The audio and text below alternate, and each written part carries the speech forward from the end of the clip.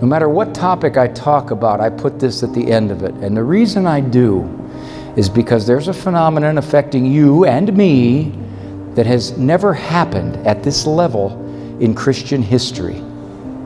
And that is, so many of our children and grandchildren raised in the faith have left the faith. They're hostile toward it, or they just kind of are indifferent toward it, or they say they're Catholic but they live with their boyfriend. And you parents, and sometimes even you grandparents, because you think you screwed up your kid who's not baptizing her kid, you beat yourself up terribly so. Where did we go wrong?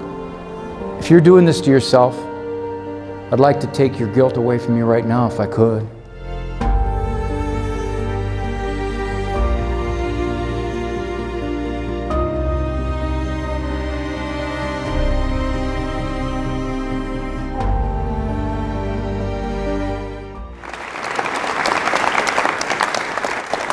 It's my 4th night in Nebraska. And I'll tell you what, you guys and Texas are the best there is. I gotta tell you, it's true. I tell my wife, I said, honey, first of all, you gotta see the size of these farms. Holy mackerel. I mean, I come from Ohio. We think we got big farms, 130 acres. Yeah. I gotta apologize first. I don't normally start out with an apology, but I do have to apologize. Some of you folks were talking to me there at the book table, and I'm not a very good conversationalist anymore, and there's a reason. My wife and I have been getting in these little tiffs, and every time we do, she brings up the same theme. Ray, would you please get out of the 70s? Ladies, one thing about us guys, and you know this, all you have to do is tell us to do something one time, and we do it. Sensing incredulity here. I didn't want to hear this anymore. Our anniversary was coming up. I was going to go get her a gift by myself. Not going to bring any of my daughters with me. I got 5 boys and 5 estrogen Americans. My daughters know their mother up one side and down the other. My boys don't even know they got a mother half the time. The average 5-year-old girl walks up to her mother, excuse me, mother? While I do appreciate the guidance you've given me on the first few years, I feel compelled to tell you, you were wrong on most of it, okay? Why don't you raise Dad? He's got about 10 or 12 more years of middle school to go through. The average 16-year-old boy is still doing this. Mom, where's the ice cubes? No, I asked Dad. He don't know where they are either. My daughter Liz is 25. Since she was 15, she could run the whole family. My son Pete, 28, still giving his brother wedgies. These are not the same species. Didn't want to hear this get out of the 70s stuff anymore. I was going to go out and get her a gift for our anniversary by myself. So I bought her one of those mood rings. See, that's kind of how she reacted, sort of like that. Ladies, laugh. Those things work. They do. She's in a good mood, turns green. She's in a bad mood, leaves a red mark on my forehead. Question I get asked most often as a shrink. I've been shrinking now for over 40 years. I used to be like 6'9". More than any other question from parents and grandparents. Discipline. Okay, Mr. Expert Man, you tell me how to get him to stay in bed. I can't get him to stay in bed. Chews his way down through the bedroom floor, drops into the family room. I'm back. You'll never be free. You'll never have another child. I'll be in your bed till I'm 16, that's why. And that girl's mouth, that snotty, snarly, if I'd have talked to my parents that way, my head would have been rolling down the hallway. And the school people, they don't help. You know what they did last year? They closed during June, July, and August. I actually had to live with my own child during the daytime. How much am I supposed to be able to take? Now, many of you have raised your children. I personally believe that the older generation is the last generation across the board who knew who the parent was. who parented out of a mindset, I am dad, you are not. Oh, we got these young kids so skittish. You leave him on the pot for 3 minutes too long, he's going to grow up to be a tattooed face motorcycle gang member on Springer. You named him John because you were hoping it would help in the toilet training. What is going on out there? A lot of factors are undercutting good folks now. Parents, grandparents, cutting you like crazy. But there's one factor in the last couple generations that has swamped you. That factor is standing in front of you. Me. The shrinks, the experts. We're the ones now that know how. Oh, you can try here, Mom. You can stumble your way along. Hopefully you won't foul it up too bad. But you want to do this the psychologically enlightened and correct way? Yep. Got to be state certified, congressionally mandated, child development rating, Psychomental International on Oprah. Specialist. Why do we discipline kids? You raised your kids. You're raising kids now. This discipline thing is generally tougher than most people are prepared for. I get asked this all the time. Give me a technique that will help me discipline less. I got it. Best I've ever seen. Developed it about 10 years ago. You want to discipline less, you must simply do one thing. Lower your standards. You get them low enough, you don't have to discipline at all. I told you, quit doing drugs in the living room when we have visitors. You discipline because you love. And you know why else you discipline? Anytime you feel guilty about disciplining, you remember this. If you don't do it because you feel guilty, or you're afraid he won't like you, or your mother-in-law already thinks you're the biggest she-witch to fly the face of the earth, we are turning our kids and our grandkids over to them. I guarantee you every kid and grandkid in here will get disciplined depending upon whom. We don't, they will. A judge, a landlord, an army sergeant, a police officer, an employer. I shudder at this next one. A wife. Somebody's going to teach them. I'm fond of saying discipline without love may be harsh. Love without discipline, that's child abuse. Because ultimately that kid's going to get real hurt. He's going to crash up against those people. Now part of the problem here is we get skittish. I was 3 years old. I said this to my mom. I don't like you. She looked at me. Raymond, you're a little behind. I stopped liking you last year. That was back before you could psychologically smack parents around, you know. One of my kids tells me I don't like you. So what? I got 5 or 6 who do. When you give a moment, I got a 50% approval rating. There's an interesting phenomenon that occurs in my office. A parent will come in, describe a litany of trouble about this long. Then they'll say this. You know, I think I'm giving you the wrong impression. Overall, he's a pretty good kid. And I'll ask, how is that? Well, he's not on drugs or anything like that. One of the new moral high bars, he's not on drugs. I ask my clients, what do you hope to be looking at age 22? No guarantees now, not with that culture. What would you hope and pray to look at age 22? I ask them, if you're content to say, well, you know, given the way kids are turning out nowadays, I'm counting my blessings. Parole officer says one of the nicest kids he has. I tell him, you don't have to parent that hard. You be like the culture. You're not a cultural group here, folks. First of all, you're Nebraska. That's one. God bless you. And the second thing is, look at you.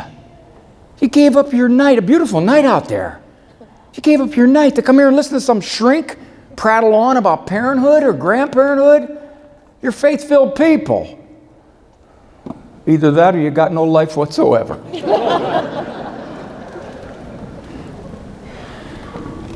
If you want to look at that kid at age 22 and say something like this, he's 1 in 100. Morals, character, seeks God. That's a beautiful human being. I challenge my clients. Are you prepared to be 1 in 100 at this, folks? You can't be like them anymore. They'll take you places you don't want to go. They supervise here. They think they're strict. They should be supervising here. They're giving out social freedom 2, 3, 4 years too early. Technical freedom 4, 5, 6 years too early. And you know what? Many of you have raised great kids. And you were on the front end of that culture turning on you, but you stood your ground and you raised great kids. And the irony is, you don't get credit for it. You are so lucky. You just got good kids. You have Chastity and Angelica. I didn't get good kids. I got Chucky, Damien, Cujo, and Lucifer. Like it was the luck of the draw, you know. I just got bad kids. The shrinks don't think like you. Go to the computer, type in child, self-esteem, search. Last I looked, over 100 million options. The shrinks believe self-esteem is the apex moral virtue, even though the research says not related to much anything. Type in child, humility, search. A fraction. When's the last time you heard a shrink talk about humility? Humility is at the very center of what we as Christians hope our children and grandchildren have. My humility is something I'm very proud of. I got a new book coming out. Some of you were asking me there at the book table. Got a new book? I do. Going to be released next month. 3 most humble people I know and how I taught the other 2. Can you imagine? Where's Father? Father's sitting in there somewhere. I saw him there. He left. I chased. There's Father. Father, can you imagine our Lord going up to St. Peter? Simon, there for a while I toyed with changing your name to Peter, but I decided against it. I didn't know what that would do to your self-image. I mean, you've always seen yourself as a Simon. I go changing your whole identity now, but I'll tell you what, I've spoken to my Father. He and I agree, you have a future in this operation. If you can conceive it, you can believe it. If you can believe it, you can achieve it. 12 more weeks of Tony Robbins management courses. Simon, you'll run this outfit. I always wanted to go to confession like the politicians. Bless me, Father. Mistakes were made. And I'd like to apologize if God took something I said out of context, misinterpreted it, and became offended by it. I'm sorry for his sensitivity. I learned a lot of psychology from my dad. My dad went to God before I was born. Excuse me. I'm going to raise a whole bunch of kids, Lord. I don't want to complicate the whole affair. Give me 8 or 10 phrases. I'll just repeat them over and over. Boy, you got a ton of dads and grandpas in here. You do not get this many dads and grandpas at these talks. This is an absolute indicator of the quality of your community. And I've noticed something. We guys, we are not as creative as the women are. We're all kind of stamped out of the same mold. And I finally figured out why that is. You know how moms have to go to Lamaze classes to learn how to be Maz? She's looking at me like, did I leave the iron on? Dads must go to La Paz classes. First time I heard this when I was 3 years old. You gonna cry? I'm gonna give you something to cry about. First father ever to fling that one around. Raymond, you go get me something to spank you with.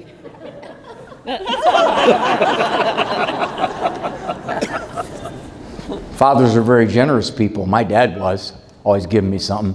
Dad, I can't shovel the snow. I got a bellyache. Raymond, I'm going to give you a bellyache. Did you notice that? Your father's always giving you something. Now, you're not going to find I'm going to give you a bellyache in any parenting book. I have looked. It's not there.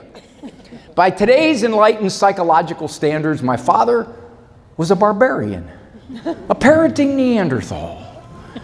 Judge it by the acid question. Not was he psychologically correct. Folks, a culture's in big trouble when psychological correctness is replacing moral correctness. When more people are asking, is it normal? As opposed to, is it right? Perfectly normal for a 4-year-old to melt down fit on you. It's not good. 14-year-olds can get snotty and disrespectful if you let them. It's not right. Question is not, is it normal? Sin's normal. Is it good and right? Are you giving me your opinion of what you think of this? He's gone out the other end, man. My father dropped out of high school during World War II. He wasn't what the experts would call psychologically slick. His discipline worked about 50% of the time. Why? Two things. He loved me desperately, I knew it. It's a relationship, not a psychological process. And you know the other thing my father had? When he said it, he meant it. I'll tease my clients sometimes. What would your mother have done had you talked to her the way your daughter is talking to you? No, I didn't. Why not? You were a teenage girl once. I may have felt like it, but I didn't do it very often. Why not? I knew. You knew what? Something would happen. What? I don't know. Why don't you know? Never happened. Why didn't it happen? I never did it. Why didn't you do it? Something would have happened. What? I don't know. Who's on first? I don't know. Third base. It's an Abbott and Costello routine. But you see what it speaks of, folks? I call it the perception of authority. That's the only way to define it. They weren't as educated and slick, psychologically speaking, as these young parents, but why? Why do so many of you had 4, 5, 6, 7 kids? And if somebody says now they have 3, people gag. 3? You have 3 children? They used to say that to us when we go through with our 10 kids. Are these all your children? And I'd say, no, of course not. Oldest is at home with the triplets. I think that's a direct reflection. That loss of parental self-confidence and confident, calm authority is a direct reflection. That's one of the reasons why would you have so many children? At one point, my kids were 12, 11, 10, 10, 9, 7, 4, 3, 2, baby. The remote broke. My 10 kids are all adopted, all 10 of them.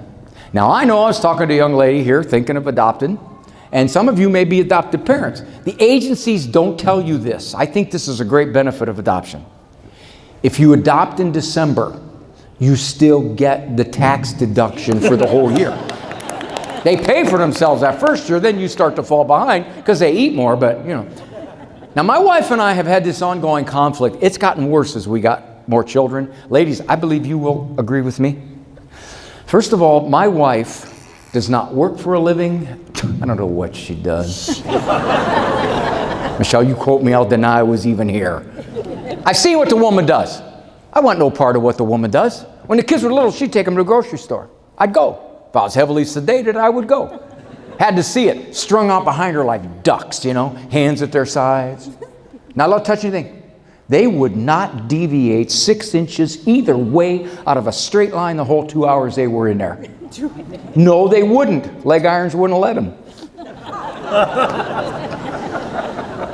I got 3 white kids, 2 Hispanic kids, 2 biracial kids, 3 black kids. People would look at my wife. Some of them were pretty bold. Is some kind of club or something? Some of them wouldn't say a lot. I could read their eyes. That major dork don't realize them ain't all his. I suspect her, but I can't catch her. Now, my kids have what the experts would call risk factors. And a risk factor in psychological parlance is anything that would make a kid tougher to raise. Poor prenatal care, poor postnatal care, abuse in the womb, neglect in the womb, high maternal stress, low birth weights, heavy drug exposure, crack, narcotics, barbiturates, heroin, cocaine, nicotine, marijuana, alcohol. My son Peter, birth mom's told, you're pregnant, don't worry about it. There's a blood clot growing next to the baby. Baby grows, blood clot suffocates baby, problem solved. The problem made it. He was born 2 months premature, but Petey made it. My daughter Elizabeth. Birth mom got pregnant in the 7th grade. Went to Akron, Ohio to solve her problem. She didn't realize she was in her 7th month. Yeah, you know, in the 7th month. See, you're a pro-life group, by and large. The groups I used to speak to were not pro-life. They were amateur life at best. And I would describe this to them. You see, in the 7th month, that baby's bigger. And you just can't flush them out, suck them out. You got to pull them out. And they don't come out in one piece. You got to crush their skull. You got to rip their limbs off. That's how you get them out. And that little girl panicked. She called us the next day. We were not expecting a 10th kid. We thought we were done at 9. I guess you could say Lizzie was an unplanned adoption. We weren't practicing safe phone. My son Samuel, 2 weeks before due date, 35-year-old birth mom was told something's very wrong. May we test? Tentative diagnosis, corpus callosum agenesis, severe neurological birth defect. Worst case scenario, institution for life. You got to believe everybody in the whole world was against this woman having that child. She gave birth to Sammy. Sammy has just finished 10 years as Sergeant G at Fort Hood. It was a shadow on the ultrasound. The test was totally inaccurate. So my kids got this confluence of developmental gunk, that should make them harder to raise and slower to socialize, more impulsive, more immature, slower to form consciences. I got some like that. I would never consider any of my 10 children strong-willed. This dude is one toke over the line, sweet Moses. How could you have 10 kids under those circumstances, not consider any of them strong-willed? I think there's a simple explanation. The strongest-willed of my 10 children is not stronger-willed than his mother.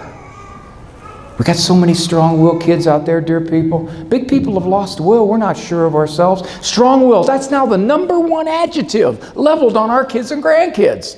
Among the variants, mind of her own, stubborn streak a mile wide, very contrary, black as white, white as black, so independent-minded, very high maintenance youngster, very high maintenance, challenging child, very challenging child. We talked to the pediatrician. We have a difficult child. Difficult child is redundant. Am I delusional? No. The strongest willed of my 10 kids is not stronger willed than his mom. 6 of our kids we got at infancy. 4 we got later. Twins were tough. Twins, birth mom for 1.5 years. We don't know where she was. Placed in foster care for 2 years. Foster parents were nice people, sweet people, but they didn't discipline them. They felt guilty. Remember what I said about love without discipline is child abuse because the world's going to hurt you? We've since found out that there were 2 families interested in adopting the twins, John and Joanna, prior to us. We weren't selected first. We already had 4 kids. Both families backed out. They met the children. Ooh. We were hoping for something maybe a little more along the lines of a child. You see what I mean, dear people? What was the real world consequence for that little 4-year-old boy and girl because of their conduct? Loss of a mom and dad twice. I got to admit, it didn't look too good. First visit there, Johnny punches me in the face. Attempts to strangle my wife, kicks a foster father about 14 times during one of his multiple eruptions. We walked out of there, my wife had developed a tick. She said to me, Ray, we got to rethink this. I don't think the tax deduction's worth it. Honey, 2 tax deductions plus the credits. They never made John go to bed. They couldn't get him to stay in bed. He wreaked havoc. So the first weekend visit to our house, my wife says, Raymond, why don't you put the children to bed tonight? Honey, I'll give you $100 if you do it. I don't have time for that. I'm writing a parenting book.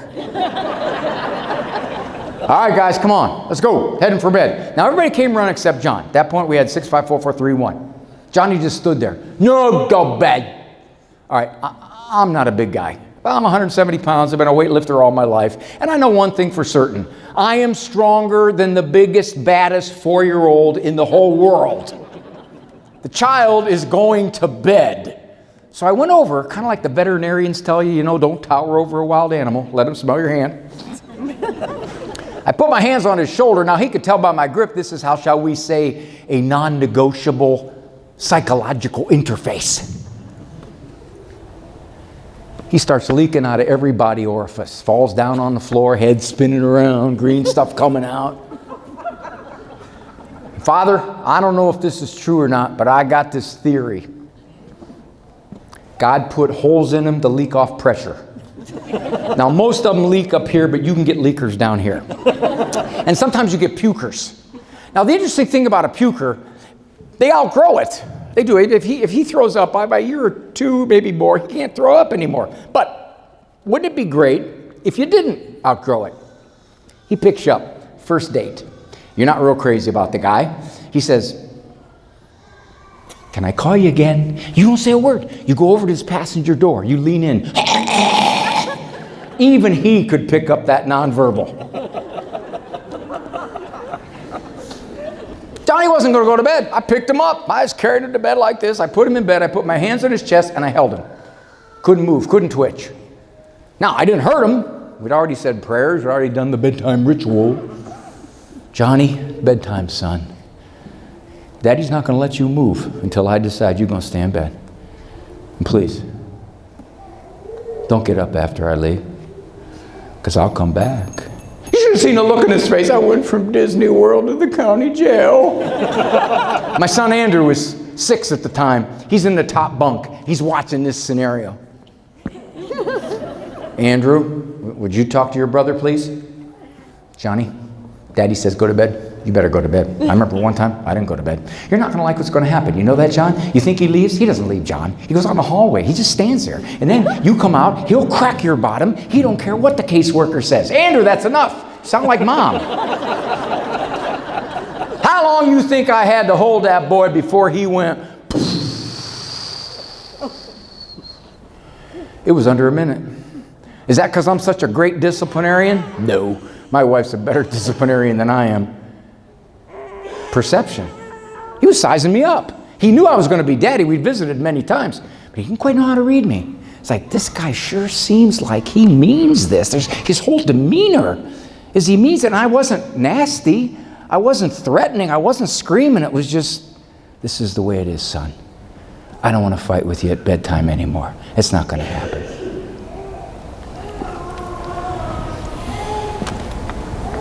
I don't know anybody in here might have a kid like this. I need somebody that has maybe a 14, 15, 16-year-old at home. We got one somewhere here.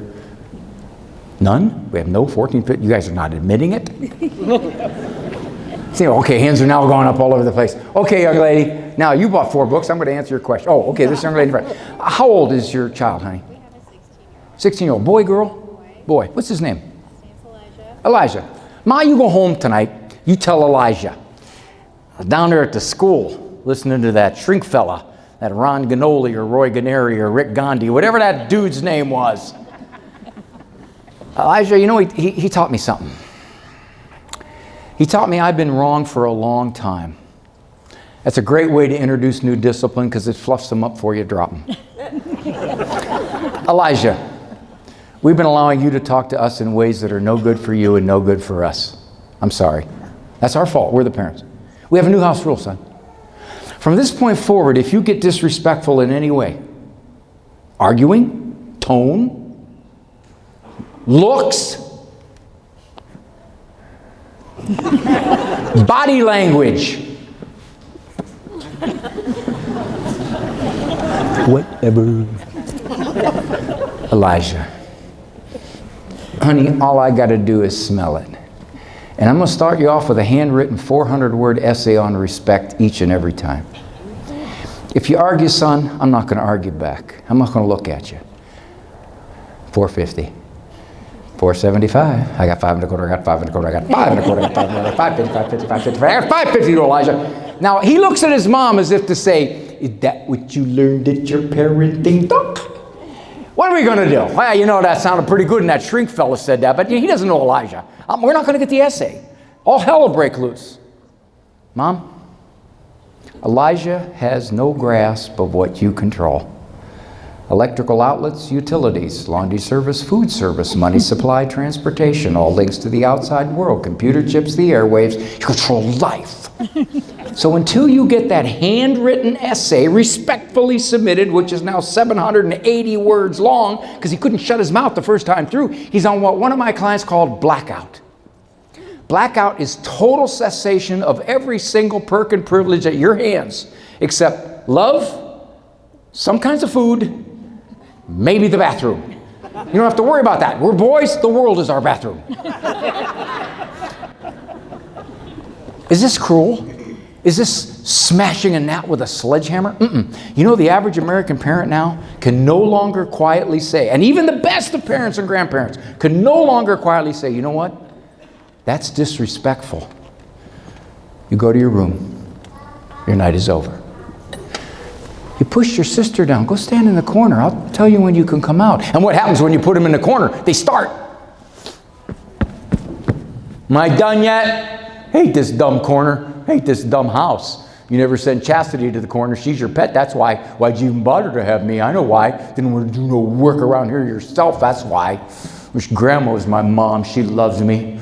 Wish Dad was my mom. He's never home. Then you got the weasels. I love you, Mommy. I'm really sorry.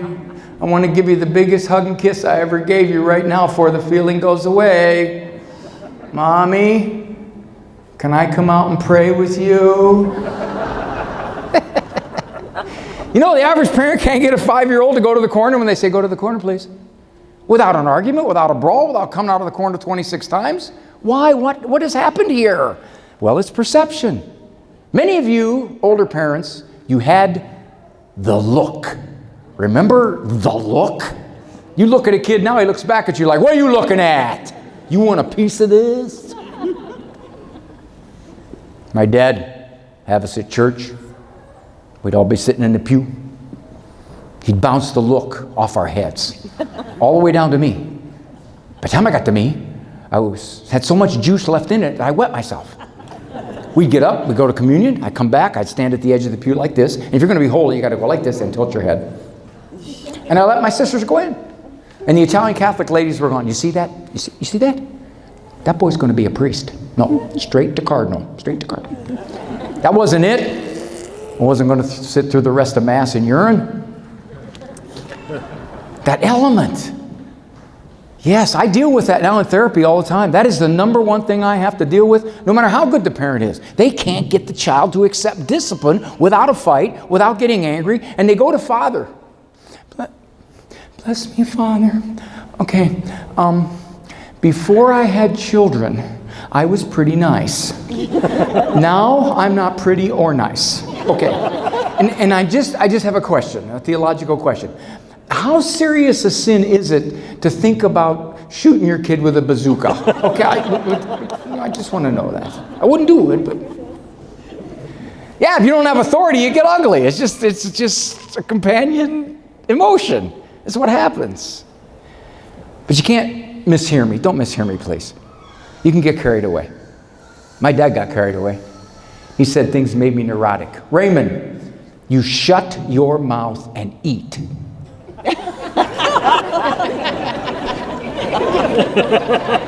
I'll teach you to backtalk your mother, young man. Come on, Dad, I already know how. I'll show you to hit your brother. Go ahead. You fall out of that tree, break both your legs, Buster. Don't come running to me. My mother's discipline philosophy was a shade different. My mother's philosophy was you never say in 7 words what you can say in 67,000. I'd be in the backyard, oblivious to my mother, trying to get me in the house for supper, when the torrent of words would begin. Now here's a cardinal law of discipline. If you talk 200 to 400 words a minute, with gusts up to 800, you are throwing ping pong balls at the hull of an aircraft carrier for all the impact you're having. This is not the word. This is not the organ of discipline. If this is what you use only, you better close it. Because this thing has a tendency to get loud and nasty if it's not backed up. My mother would start. Raymond Nicholas Grundy, how many times are you going to make me call you Buster? You know, buddy boy, you seem to think I talk just to hear myself talk. You seem to think I like the sound of my own voice. I'm going to tell you something. You better listen, and you better listen good. I was not put on this earth to serve you. There are 5 other people in this house. If you can evolve our schedule around yours, you can waltz here, pluck your bucket down when you're darn good and ready. Mom, I'm hungry, baby, no. And I'm going to get up when I'm doing. You got another thing coming. You mark my words, Buster, there's going to be some changes around here because I am sick and I am tired. I have just about had you up to here. You don't realize how good you got it, but you're going to find out because I'm going to tell you something else. I am not going to be, you look at me when I talk to you. Don't you look at me like that. No, I never moved. She wasn't man enough yet. My mother's philosophy, first 30,000 didn't get you anywhere, double it. You think you got it tough? I am going to tell you what tough is. When I was a little girl, I used to walk 18 miles to school, uphill both ways in a foot of nuclear waste, with no shoes. We had one pair that glowed for 14 brothers and sisters. My turn only came around every 2 weeks. Always gave my turn away. That's the kind of girl I was. I got up 5 o'clock in the morning, 2 hours before we were even allowed to go to bed. Split a cornflake for breakfast with 8 brothers. Carried them to school on my back. You want to know something? I was grateful for what little I had. What'd you have, Mom? Nothing! You listening? But we were happy children. What are our kids and grandkids going to tell their kids? 550 channels. That's all we got when I was a boy. Only had 8 remotes. TV screen only covered half the wall when I was a kid. Power buttons were up at the top of them remotes there. You had to stretch your thumb there and get that top power button. Sometimes you hurt stuff right in there, you know. One winter got so bad, after my mom was done shoveling the driveway, she only made it halfway up the walk before she collapsed. I had to step over her with my hot chocolates. I spilled some right there. Should have sued her. My dad never said a word. He just kind of sat there. His discipline kicked in. This is not psychologically correct. The experts would be revulsed. Worked for my dad? Yeah, because he loved me very much and I knew it. He meant it and I knew it. And because I thought he didn't know how to use verbs yet. Hey! Dad, I washed my clothes cars. I raked the leaves. I had a big wet spot right here. Yeah. That element of quiet, calm, self-confidence, not overthinking and overanalyzing. I know nobody in here has a child like this or a grandchild like this. Think of the neighbor kid if you have to. You know a kid who's not as grateful as you would like them to be. Very, very difficult to raise a grateful child nowadays. They simply get too much. You get your hair cut, 4 rubber spiders. Know your Sunday school verses? 5 bags of candy, 6 sticker books. Grandma drives the Toys R Us truck up every couple weeks, drops a load off. Mom, please, no more stuffed animals. She has 19 stuffed animals. I know, honey, but she doesn't have a zebra stuffed animal. Mom, she's got 5 equine stuffed animals. I know it, but she doesn't have any for the car. Mom, there's 4 stuffed animals in the car. Yeah, but those are in the back seat. There's none in the front seat. Now, I used to say, if you want to raise a little more materially appreciative child, immediately get rid of 50% of what they have. I don't say that anymore. That's ridiculous. 75%. You got a kid who has 20 stuffed animals, you get rid of 15, she's still got 5. How many do you need? What's this kind of a material accumulation? Why do we do this? And then we don't understand why they're not appreciative, why they feel like they're entitled. And you try to stop it, it's very hard. If you're a parent, grandparent, you're going to one of these fast food places, we'll have 3 kids' meals, please. You keep the toys. Now, initially, the clerk looks at you with pity. Ma'am, on our planet, when you order the kid meal, you get the toy. It was free. You didn't pay for that. I explain it a little further. That's okay. I think it's privilege enough I'm taking him out to eat and, letting him order from a big long list of food. That's something only kings and wealthy could do. I don't think he needs to get something to go with it every time. Now the look changes. Man, lady, you're bizarre. Besides, on a purely practical level, you step on these things for 6 weeks. You kick them over to the trash in the middle of the night. You put coffee grounds on top of them. And the next morning you hear, hey, how'd that get in there? Got 55 of those. You ask the clerk this question. You ever had anybody do this before? I guarantee you what you're going to hear, folks. No, you're the first. Of the tens of thousands of folks who have gone through there, if you say to yourself, I'm cooperating in them marketing to my kid or grandkid, you're not understood. You're looked at like you're a weirdo. You're a bizarro. We are a microwave culture. We want results. We want them now. We want them with minimal effort. How long is this going to take? I've tried everything with this child. Nothing works. Finally, I got so frustrated, I sent him next door to play. moved while he was gone.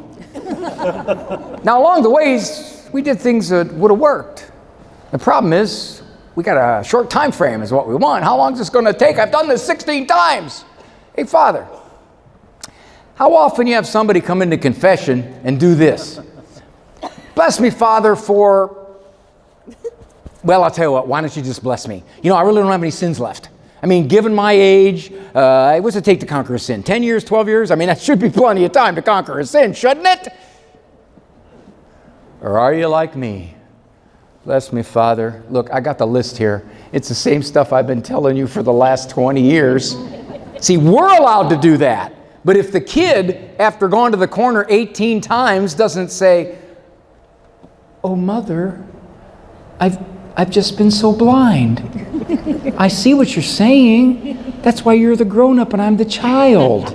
It's also clear to me now. Let's hold hands, sing Kumbaya around the campfire.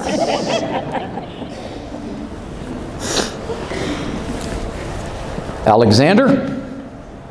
Bell? You guys embarrass me when I'm on the phone, you know that? People call here, I sound like a crazed lunatic. We have a new house rule. From this point forward, I get on the phone, you be quiet, please. Don't interrupt. And that includes this.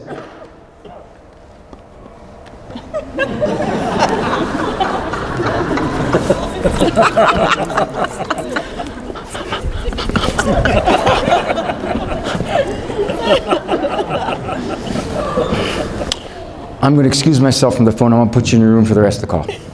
You come out, I'm going to ground you for the day. Now, my clients will say to me, well, how many times do we have to do this before they respect us being on the phone? And I'll say, 25, 35, 65. I have no idea. That'll be $100. And I always tell parents, I can give you all kinds of ideas. You know what I can't give you? I can't give you the will to do it. That's where it breaks down for most of us. This ain't rocket science, folks. You won't get away with this. Oh, hello, Father. How are you? Sure, thank you. We would be flattered to be the role model family for the church children love in. Father, could you just excuse me for 1 second, please? I'm going to have a little love chat with the children. Yeah, they're precious blessings from God. You know how that is. Love them desperately. I wish we had 18 or 19 of them. Okay, Father, thank you. Okay, they're getting antsy. We're half hour past rosary circle. Yeah, we still pray it on our knees in broken glass in Aramaic.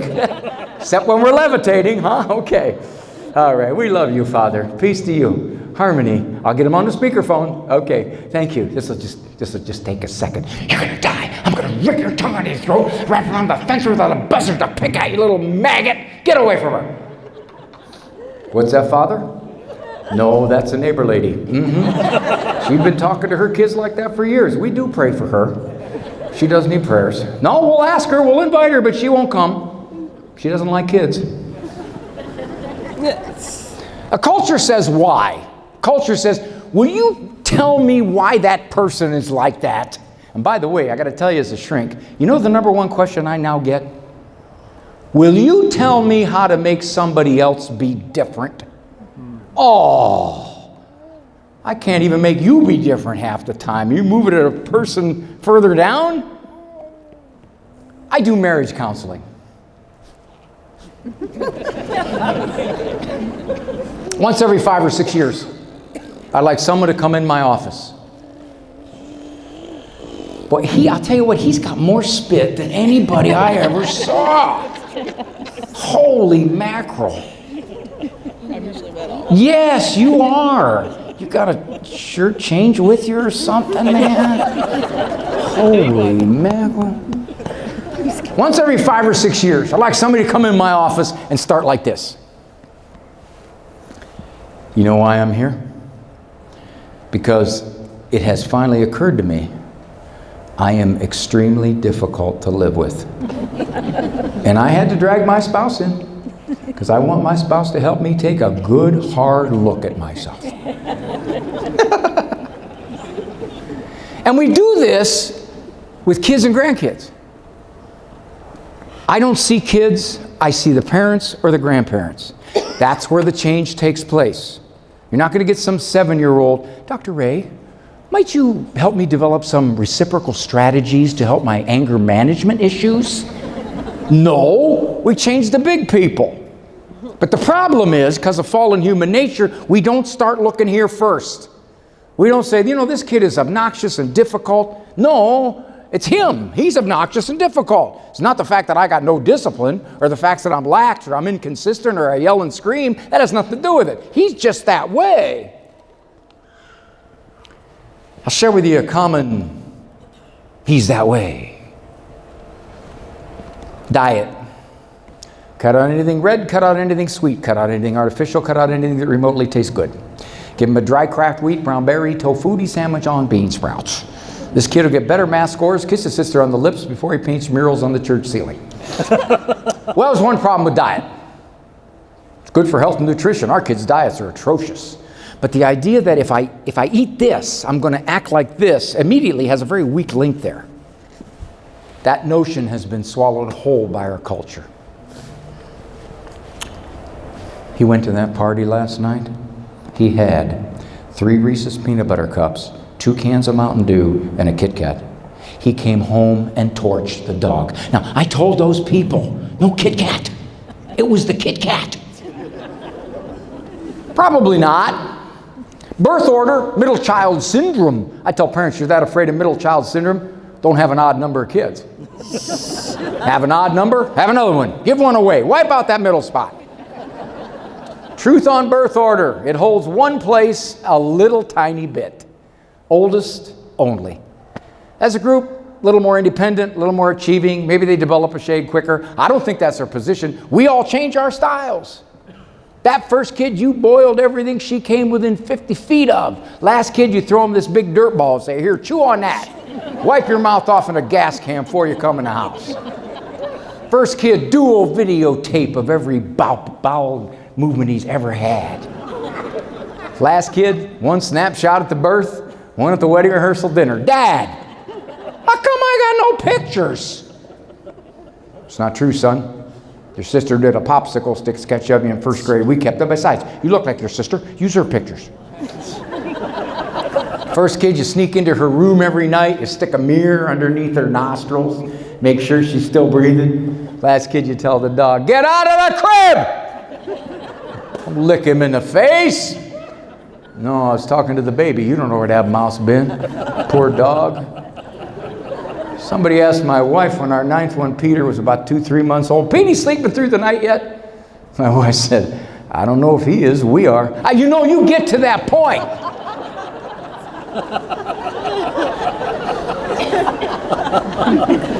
Heard him crying when he was like, I hear Petey crying. She goes, yeah, I do too. Turn the radio up.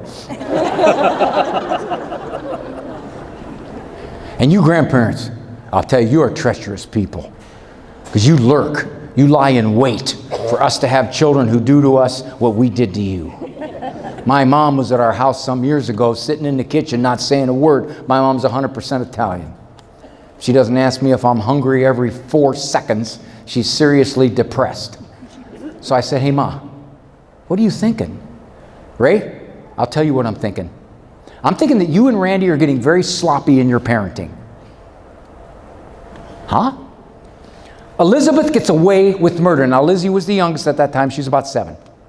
Andrew and Hannah tried any of this. You stopped them dead in their tracks. Lizzie, you take a picture, you put it in a Christmas card. Okay, Ma, wait a minute now. Lizzie is a very cooperative child. She doesn't take much discipline. I'll give you an example. Last night I noticed, it was about a half hour past her bedtime. It was about 3 a.m. All I had to say, Elizabeth, bedtime, please. Immediate cooperation. She took out her cigarette. She put it in the ashtray. You know, other kids flick their butts on the floor. Not Lizzie. In the ashtray. Don't tell me I'm getting sloppy. Some ideas are so foolish, only intellectual types could actually believe them. One of these is that there are no differences between men and women. There are no differences between little boys and little girls. They're just socialized into different roles, that's all. Subtle but very powerful gender norming forces. You give a little girl a front end loader, she'll carry it around for 4 years and become a special ops tank commando. You give a little boy a baby doll, he'll carry it around for 4 years and become a nurturing preschool teacher.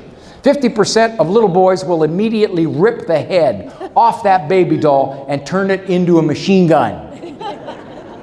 We are wired different. God says it. Human history says it. The research says it. For example, little girls, women, are more verbal than little boys. Men, they talk earlier. They talk better. They talk longer. That's why if a mom drifts into a discipline trap, it's usually something along these lines. Talk, talk, nag, nag, repeat, repeat, negotiate. Talk, talk, nag, nag, repeat, repeat, negotiate. If a dad drifts into a discipline trap, it's usually something along these lines. Tolerate, tolerate, oblivious, oblivious, ignore, ignore, kill! Tolerate, tolerate, oblivious. You ladies are so observant. It's amazing. We guys don't understand this. How is it that you notice everything about everybody at all times, forever? To be used upon men who get to a point in our lives, if we notice our wives are out there, we get extra credit. Hey guys, it's the last time one of our buddies did this to us. Hey, yo, Rock, Max. So, you guys notice anything different about me? I've been alive a long time. I have yet to say, Leo, cute top.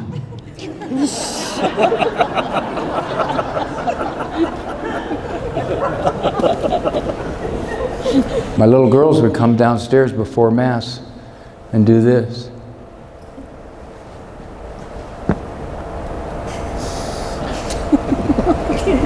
Sarah, what's the matter? Sarah, it's 25 feet from your bed to here. What could possibly have upset you in that distance? Okay, fine. This is touching me right here. I don't like the way this touches me right here. My socks are twisted. They got strings on them and they won't stay in the straight line. My boys will come down. James, is that pee on your shirt? You see it now, Dad?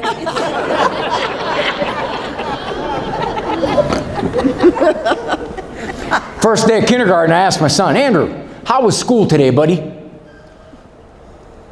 Okay. It's good. So what'd you do? Nothing. Or ladies, if you have a very communicative male, stuff. What is the name of the lady who stands in front of you and talks for 6.5 hours? Lady who stands in front of me and talks for 6.5 hours. I don't think she told anybody, Dad. I think Joshua says he's got one called Teacher. I'll see if they're related. First day of kindergarten, I asked my daughter, Hannah, how was school today, baby? Well, okay, Daddy. My teacher's name, Mrs. Bartley. Mrs. Bartley has 3 children, Jessica, Dacian, and Ashley. I know their birthdays, favorite colors, middle names. I'll tell you those later. We did 12 activities. The pumpkin can activity, we started at 8:07. Is that a stupid time or what? Ashley was my best friend until 8:30, then she got mad at me. I don't even know what I did. But Jessica told Tiffany I could be her forever friend till tomorrow at 9 o'clock. Now, Mrs. Bartley has this real brown mark right there. You can't tell it's there unless she goes over by the window and she bends down kind of like this. If she does, the sun comes through the Venetian blinds off the clock, reflects through her bifocals, forms a little dot on her glasses. She didn't know it was there, Daddy. So I figured about time somebody told her. They both had the same teacher. See, kids are savvy. They want you to think you're screwing them up. They don't come up to you and say, Mother, Grandmother, you know, these decisions of yours they're beginning to chafe me. And I'm considering if you continue to go against the culture like this, I'm afraid I'm going to be irritated. No. You are ruining my psyche. You're trashing who I am. I used to do this to my mom. I said, fine, you're my boss. You can make me do what you want now. When I'm 18, I'm going to do the exact opposite of everything you ever taught me. You can make me go to bed now. When I'm 18, I'm never going to bed. So for years, I'd call her up 3:30 in the morning. Mom, I'm still awake. You know what else? I got every light in the house on. Refrigerator doors wide open. I just drank straight from the milk carton. Later on, I'm going to run with the scissors. Yeah, the good scissors. Remember the good scissors? I'd go home. I go, hey, Mom, you still got those good scissors? They're up in a shrine glass case next to the Virgin and the Scotch tape. Mom, you ever use those scissors? No, but they're there if I need them. You don't cut paper with the good scissors. Remember the ones we had? Those rounded ones that were rusted shut? You touched them, you got tetanus?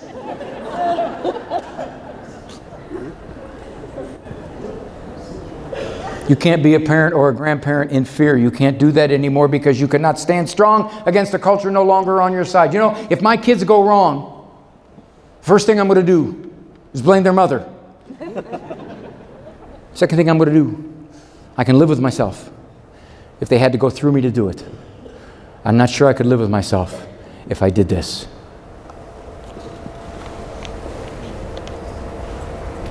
Out of cowardice, out of afraid of doing something psychologically incorrect, out of afraid they won't like me, out of afraid they'll puke up religion if I make them go to church. Speaking of which, no matter what topic I talk about, I put this at the end of it. And the reason I do is because there's a phenomenon affecting you and me that has never happened at this level in Christian history. And that is, so many of our children and grandchildren raised in the faith have left the faith. They're hostile toward it, or they just kind of are indifferent toward it, or they say they're Catholic but they live with their boyfriend. And you parents, and sometimes even you grandparents, because you think you screwed up your kid who's not baptizing her kid, you beat yourself up terribly so. Where did we go wrong? I mean, we thought we were doing this right. I mean, we sent them to Catholic school and they got their sacraments and we always went to church and shoot, we prayed out in restaurants. Made the sign of the cross too, so people could see us making the sign of the cross. If you're doing this to yourself, I'd like to take your guilt away from you right now if I could. Logically, you cannot argue with this. If you want to argue with it and beat yourself up, go ahead. Please just answer yes or no. Is there a God? Yes. Christ God? Yes. Was he sinless? Yes. Could he perform miracles? Yes. Did he have a perfect understanding of human nature? Yes. Could he get most people to follow him? No. Oh, Michelle, I see. You think you're better at this than the God man. Can you do a miracle? Can you even do a crummy card trick? No. Our Lord himself could not get most people to follow him, dear folks. Who do we think we are? You missed the spiritual formula, you know. You should have seen what Pope Leo said 10 years ago. He talked about it. He said, never before has there been the kind of power among the media to shape who kids are and to teach them that everything that is good and God is foolish, is stupid, and anybody who still thinks that way needs to be shunned or ignored or looked at like a past Neanderthal. I got 10 kids, they're all grown now.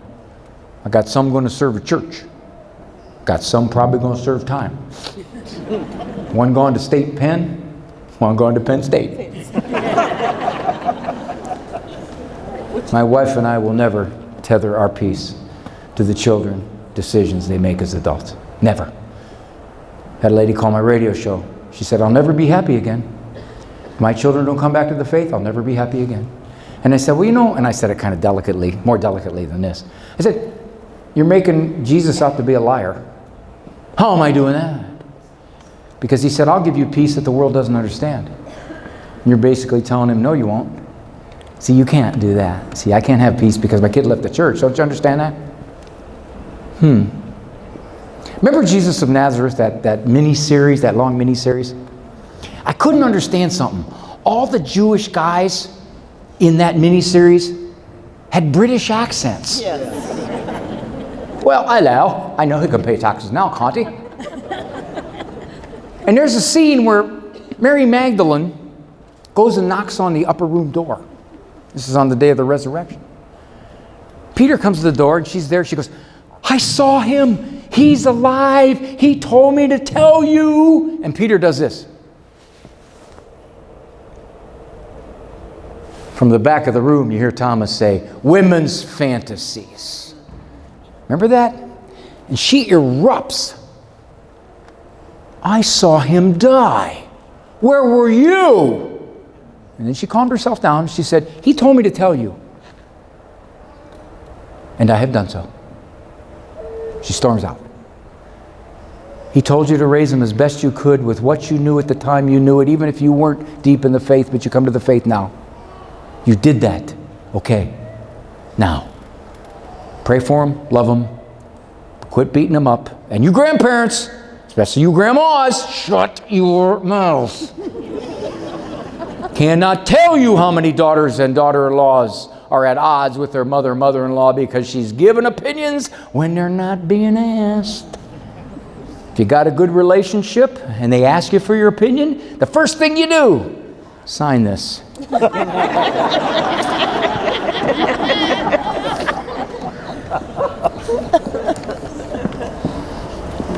I gotta go.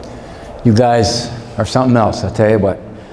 I've gone a little longer on this because you're so easy to talk to. It's that true. It's that true. I've been doing this a long, long time. And I'll tell you, folks who are the backbone of our faith, of our country, are the easiest to talk to. Because they laugh easy. They're fun. I've talked to some groups that can be pretty rough. They truly can be rough. Some of them, when they hear the talk about my own kids being almost aborted, ooh, you can see the daggers. That's okay. We always tell the kids that. We always say, you know, your birth mom loved you enough that she could have easily ended your life, but she didn't.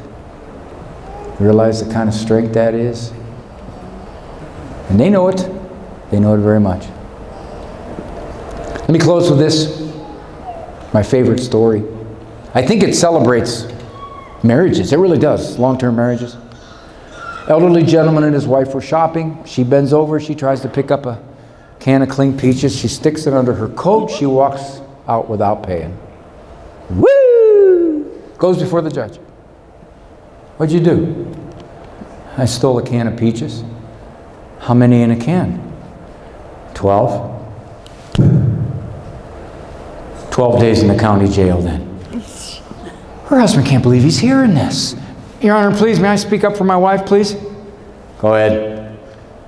She also stole a can of peas.